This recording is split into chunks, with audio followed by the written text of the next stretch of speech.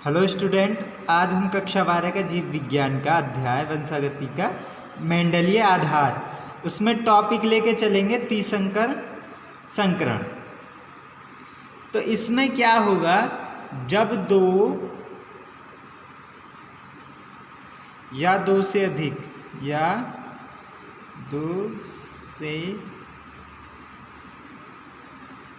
अधिक विपर्यासी अनुवांशिक लक्षण जो होंगे, आनुवंशिक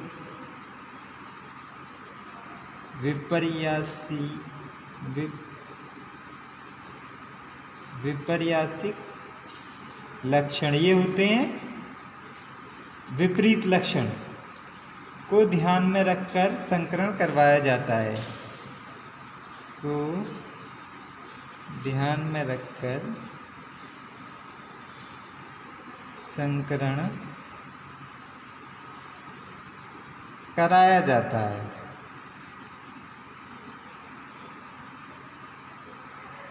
तो उसे बहुसंकरण संकरण कहते हैं। तो इसे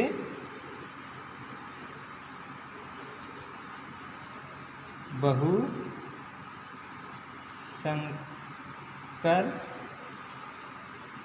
संकरण कहते हैं।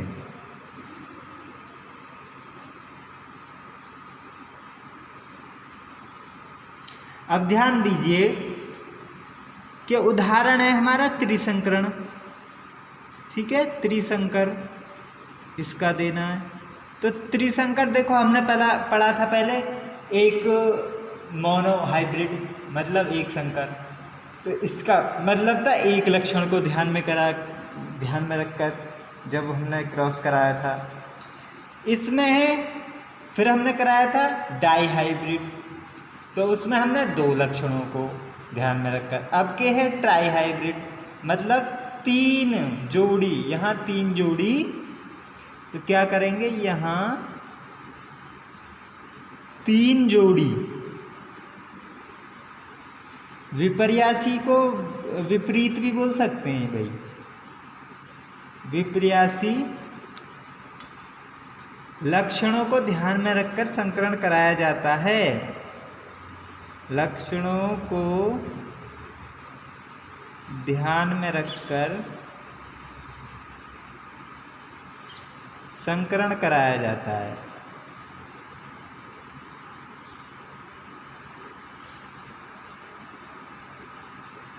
ठीक है, तो कैसे मेंडल ने मटर के पादपों को तीन गुणों में, देखो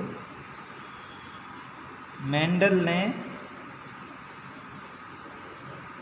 मटर के पादपों को तीन गुण कौन कौन से थे? एक तो लंबाई थी, और जो बीज पत्र है उसका रंग कैसा है, बीज पत्र का रंग। ठीक है, तथा बीज के आकार को लेकर संकरण कराया, तथा बीज के आकार को लेकर संकरण कराया। ठीक है, जिससे 8 तरह के युग्मक प्राप्त हुए, जिससे 8 तरह के युग्मक प्राप्त हुए, जिससे 8 तरह के युग्मक प्राप्त हुए। तो देखते हैं कैसे। देखो टी अभी बताया था हमने, तीन गुण थे जिसमें टी क्या हो गया, ये लंबाई का प्रतीक हो गया। ठीक है, फिर वाई ये रंग मतलब कलर कौन सा था इसका, बीज पत्र का। बीज पत्र ये कोई दाना मान लीजिए मटर का, तो इसका कलर क्या है, ये पीला था, तो वाई ले लिया हमने। और आर मतलब राउंड। अब तीन लक्षण ले लिए हमने, अभी डाई हाइब्रिड में केवल दो लक्षण लिए थे। अब इनका क्रॉस करा दिया तो ये क्या है, छोटा, विपरीत लेंगे तो छोटा लेंगे विपरीत, ठीक है। ये क्या लेंगे, वाई, हरे लेंगे, ठीक है। कैसे, हरे बीज पत्र, और आर मतलब झुर्रीदार। तो हो गए 3 लक्षण। ये दोनों क्या हो गए, ये दोनों हो गए जनक। और इनका जब हमने क्रॉस कराया तो कैसे आए, तो एक टी इससे आएगी, एक टी इससे आएगी, एक वाई इससे आएगी, तो एक वाई इससे आएगी, एक आर इससे आएगी, तो एक आर इससे आएगी। तो क्या प्राप्त हुए, ये वाला ही प्राप्त होगा हमें, तने, लंबे तने, लंबे तने, पीले बीज पत्र एवं गोल, एवं गोल, ठीक है। क्योंकि इसके सारे लक्षण जो छुपे रह जाएंगे, रिसेसिव लक्षण रह जाएंगे। तो समझ में आया होगा ये। तो अगले जो देखेंगे ना, तो लंबे स्टेम निकलेगा, तो देखेंगे यहाँ पे, देखें मैंने लिखा हुआ है अगले जो कॉम्बिनेशन, लंबे तने, पीला बीजपत्र और राउंड, 27 निकलेंगे। टॉल स्टेम मतलब लंबे तने, पीला, और बीजपत्र रिंकल होंगे, 9 निकलेंगे, ये है ना। ये वाले जो आगे करना पड़ेगा तुमको ही। Short stem yellow, cotyledon, round, 9 निकलेंगे। फिर है देखेंगे stem, tall stem green, cotyledon, wrinkle, 3 निकलेंगे। Short stem yellow, cotyledon, wrinkle seed 3 निकलेंगे। Stem seed yellow, cotyledon, round seed कितने निकलेंगे, 3 निकलेंगे। Short stem yellow, cotyledon, wrinkle कितना निकलेगा, 1। तो अनुपात आएगा इसका 27 अनुपात 9 अनुपात 9 अनुपात 3 अनुपात 3 अनुपात 3 अनुपात 1, ठीक है।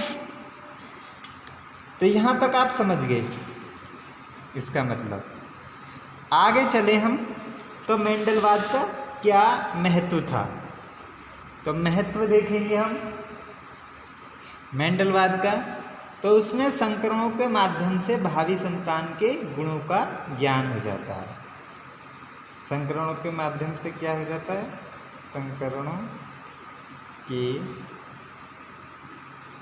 माध्यम से भावी संतान के गुणों का ज्ञान हो जाता है। मतलब भावी संतान मतलब आगे आने वाली जो संतान है उनके बारे में हमें नॉलेज मिल जाती है। फिर भावी तथा अप्रभावी लक्षणों में भेद हो जाता है, लक्षणों में भेद हो जाता है, ठीक है। शुद्ध तथा अशुद्ध पादपों में भेद किया जाता है, शुद्ध तथा अशुद्ध पादपों में भेद किया जाता है, भेद किया जाता है। नंबर 4 है मेंडल वाद के आधार पर उच्च लक्षणों वाली संतान को प्राप्त किया जाता है, उच्च लक्षणों वाली संतान को प्राप्त किया जाता है। अगला है रोग प्रतिरोधक पादपों, रोग प्रतिरोधक पादपों। एग्जाम्पल के लिए जैसे ले लें वीट गन्ना, गेहूँ गन्ना, गेहूँ गन्ना, चावल, चावल आदि की किस्मों का विकास किया जाता है, आदि की किस्मों का विकास किया जाता है, किस्मों का विकास किया जाता अगला है उन्नत किस्म बनाते हैं, है ना, उन्नत किस्में बनाकर उनके उत्पादन में वृद्धि की जाती है, उनके उत्पादन में वृद्धि की जाती है। अब देखो रोग प्रतिरोधक का पहले समझ लो। रोग प्रतिरोधक ऐसे पहचान लेते हैं कि भाई इस वाली किस्म में कम रोग लगते हैं, ठीक है, तो उसको बोना किसानों के लिए बहुत अच्छा रहता है।